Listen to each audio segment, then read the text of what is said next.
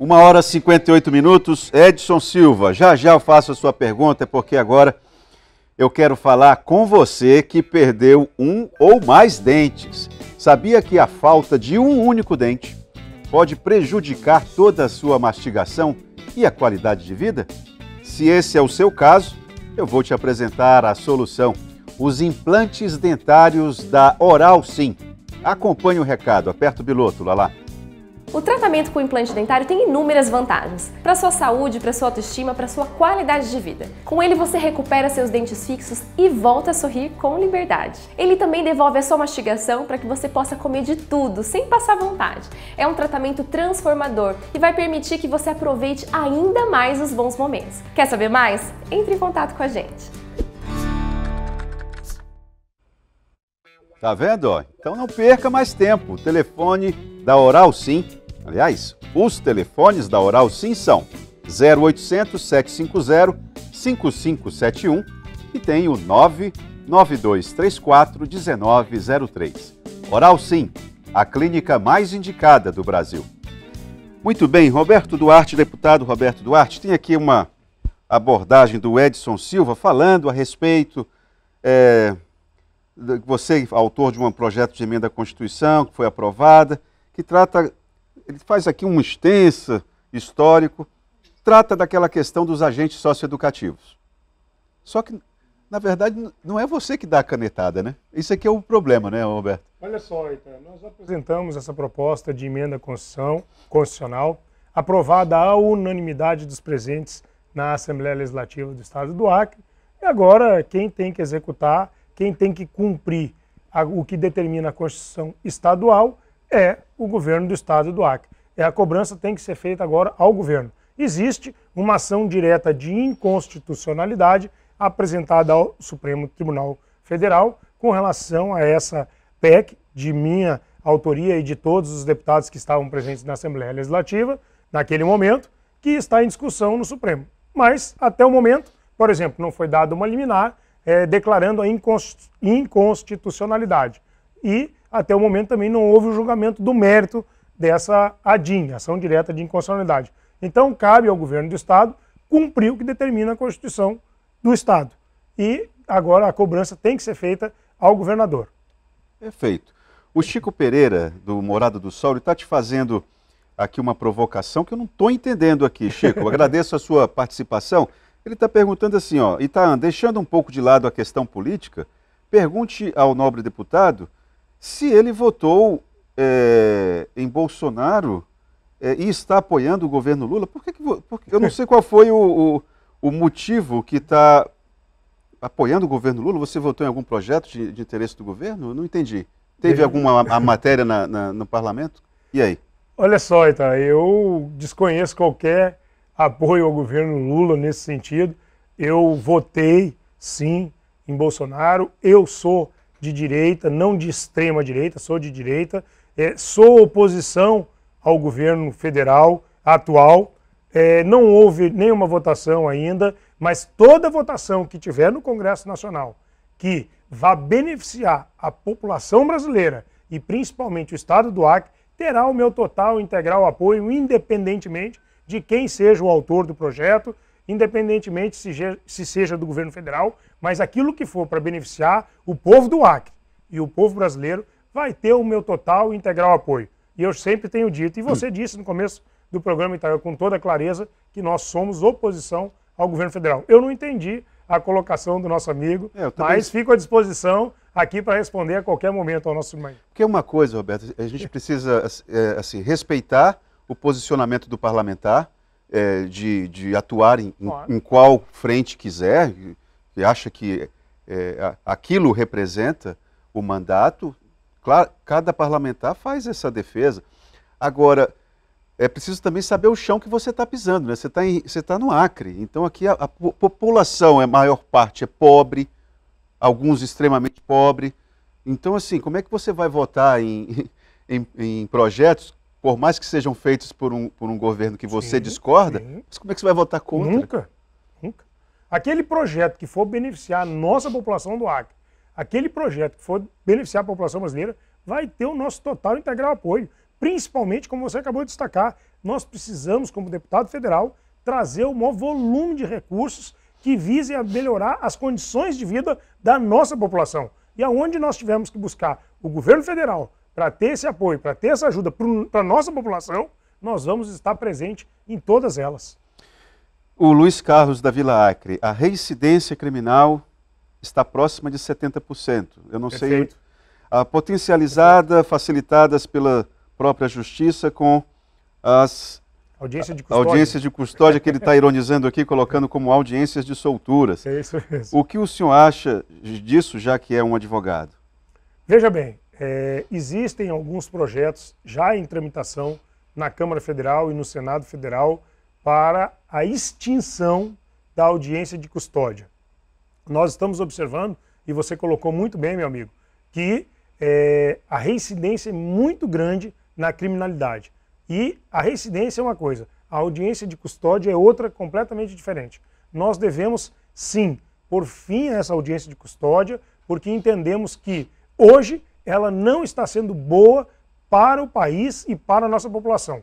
Infelizmente, os crimes estão aumentando e muito, por conta do quê?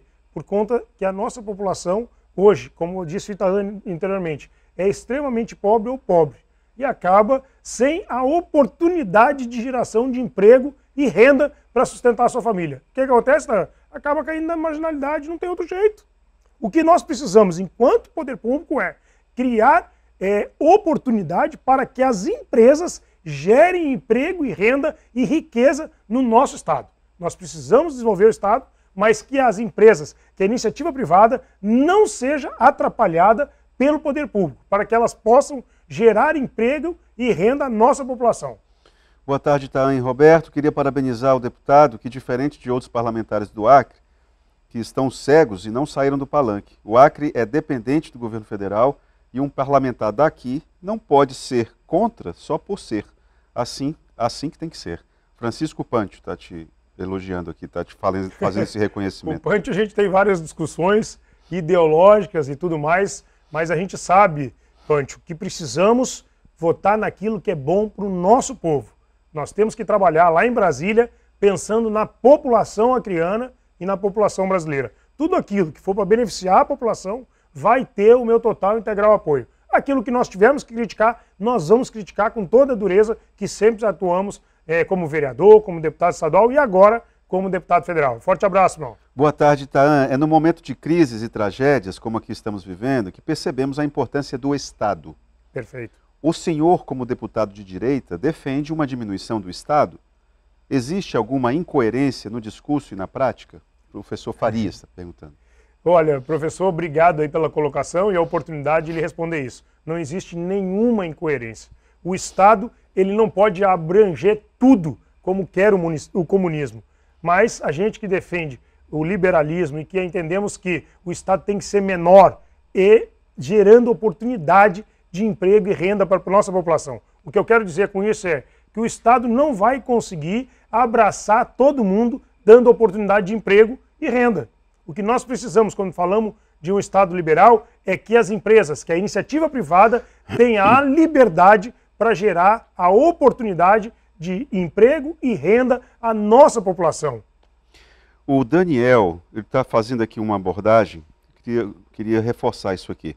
Boa tarde. Poderia perguntar ao deputado qual trabalho nas leis ambientais será empenhado após a vazante dos rios e igarapés? Sabemos que situações como essas podem ser amenizadas com um bom planejamento ambiental. Aqui a gente vai retomar aquela ideia do projeto, que inclusive foi apresentado pelo senador Márcio Bittar, do projeto de urbanização do Igarapé São Francisco. Urbanização do Igarapé São Francisco. E, inclusive, o senador Márcio Bittar, nessa semana, numa reunião de bancada, junto ao Ministério do Desenvolvimento Regional, reforçou ao senador Alan Rick a importância de nós fazermos uma visita ao Ministério do Meio Ambiente para que a gente possa conversar, dialogar, porque existe já dentro uma previsão orçamentária que em torno, se não me engano, se não falha a memória, em torno de 200 milhões de reais para investimento na revitalização e urbanização do nosso Igarapé São Francisco. E isso tem que ser urgente. E precisamos, com o apoio do Ministério Ambiental, Ministério do Desenvolvimento Regional, bem como da Prefeitura Municipal de Rio Branco, do Governo do Estado, uma força conjunta, junto com os parlamentares federais, para que a gente possa executar isso o quanto antes possível. E com relação às leis ambientais, nós temos que trabalhar, mas eu penso de forma totalmente diferente, que a gente consiga dar oportunidade para o agronegócio no nosso estado, que é assim que nós vamos sair da extrema pobreza e da pobreza, conseguindo gerar emprego e renda à nossa população. Agora, com relação à revitalização do Igarapé, São Francisco, ela é urgente. O que precisa se fazer agora, de imediato, é fazer uma limpeza nas margens do Igarapé São Francisco, porque a gente precisa ali limpar ele para que ele possa dar vazante e não fique da forma como foi agora, subindo de forma inesperada e alagando vários bairros da nossa capital. Roberto, eu conversei essa semana com o senador Márcio Bittar, uma das preocupações dele é a respeito, aliás, essa conversa que você lembrou aí com o coordenador da bancada, senador Alan Rick, ele pediu para o Alan também para que tenha uma reunião de todos vocês da bancada federal com o governador Gladson Cameli, porque essa ideia de que a capacidade de executar obras públicas do governo do estado do Acre, ela tem sido mínima. Só para lembrar, o secretário de Estado de Obras Públicas está afastado do cargo, acusado de envolvimento na Operação Ptolomeu. Enfim. Perfeito. Alan, essa sua lembrança ela é de suma importância. Nós conversamos, dialogamos com o nosso coordenador de bancada, o Alan Rick, o senador Márcio Bittar, que deu essa ideia de nós fazermos uma reunião de trabalho da bancada federal, os 8 deputados federais, os 3 senadores, junto com os secretários de Estado e o governador, para que a gente possa colocar para ele que nós vamos ter aí cerca de 700 milhões de reais de investimento por ano no governo e nas 22 prefeituras do nosso estado. E a gente precisa executar esses valores. A população precisa que esses dinheiros cheguem lá na ponta. Com o quê? Com trabalho de infraestrutura, com trabalho de saúde, de segurança, educação, em todas as áreas, educação, enfim. Então a gente precisa de um poder do Estado para executar esses valores todos que nós temos hoje como parlamentares federais. Hoje o deputado federal tem como alocar de emenda impositiva, que se deixe bem claro aqui, no Orçamento Geral da União, cerca de 65 milhões de reais. Já os senadores têm cerca de 85 milhões de reais, fora aquelas emendas extras que a gente pode viabilizar junto aos ministérios para trazer de investimento ao nosso estado. Sem governo para executar, né? São investimentos principalmente em infraestrutura, saúde, segurança, educação, enfim, em todas as áreas que nós poderemos melhorar e muito a vida da nossa população. Então nós precisamos fazer um trabalho conjunto com o governo do estado e também com as prefeituras do nosso estado, as 22 prefeituras. Tem alguma expectativa de quando vai acontecer esse encontro? O senador Alan Rick já está em diálogo com o governo para que a gente possa marcar o quanto antes possível. Acredito que nos próximos 15, no máximo 30 dias, nós vamos ter esse diálogo da bancada toda, com todos os secretários de Estado e também depois vamos dialogar com as prefeituras. Está otimista em relação à mudança de perfil do governo? Eu estou bastante otimista, eu acho que o governo passou já por um mandato, está no segundo mandato, tem que ter adquirido experiência suficiente, pelo menos para viabilizar a execução dos recursos que os parlamentares federais trazem ao nosso estado. Você está diplomático, hein, deputado? Não é diplomático, eu tenho que estar confiante que o dinheiro que nós vamos buscar em Brasília, ele chegue lá na ponta para a nossa população. Eu quero melhorias para o povo do nosso estado. Muito obrigado, Roberto. Obrigado mesmo, que o tempo já acabou. Vamos para o intervalo e já voltamos com o Gazeta Entrevista.